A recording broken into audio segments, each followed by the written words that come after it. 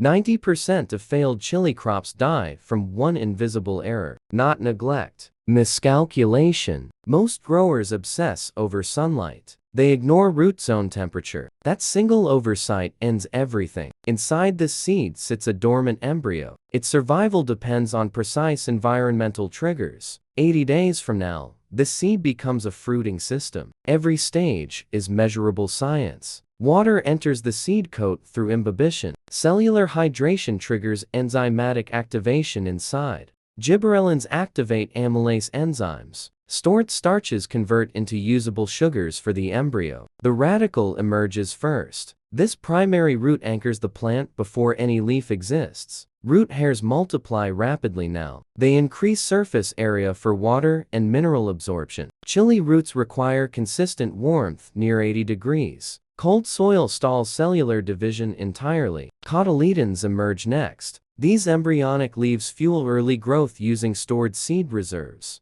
Chlorophyll synthesis begins immediately. Light energy now replaces stored starch as fuel. True leaves appear now. Unlike cotyledons, they contain full stomatal and vascular structures. Stomata open and close, regulating gas exchange. This controls carbon dioxide intake precisely. Nitrogen drives chlorophyll production now. Deficiency causes chlorosis, yellowing from the veins outward. Meristematic tissue divides rapidly. This is where all new plant structures originate.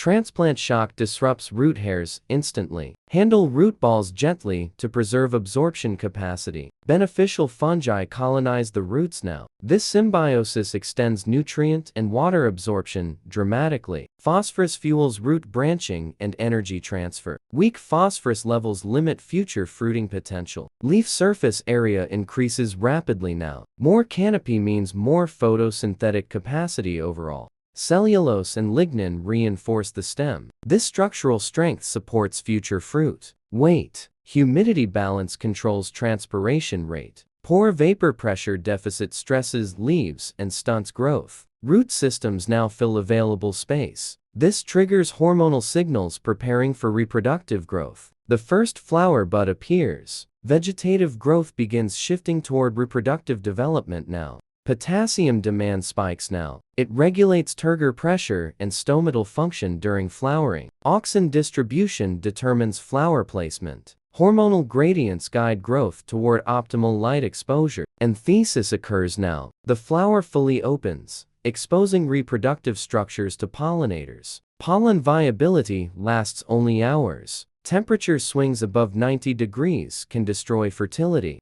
Slow motion shot of a bee transferring pollen between flowers. Close-up of a flower petal wilting around a swelling ovary. Macro shot of a small, firm green pepper forming. Time-lapse of a small pepper growing visibly larger. Cell division slows. Cell expansion dominates now, driven by internal turgor pressure. Specialized glands begin producing capsaicinoids. Heat compounds concentrate near the seed placenta. Mild water stress increases capsaicin concentration. Controlled stress intensifies flavor and heat compounds. Chlorophyll begins degrading now. Underlying pigments prepare to become visible for the first time. Carotenoid pigments accumulate rapidly. This chemical shift produces the visible ripening color change. Sugar concentration peaks now. This is the exact window for optimal flavor development. Enzymes soften cell walls slightly. This signals the fruit is nearing full maturity. Nutrient uptake slows dramatically now. The plant redirects remaining energy toward seed viability. Day 80. Harvest complete. 80 days of precise biological engineering fully realized.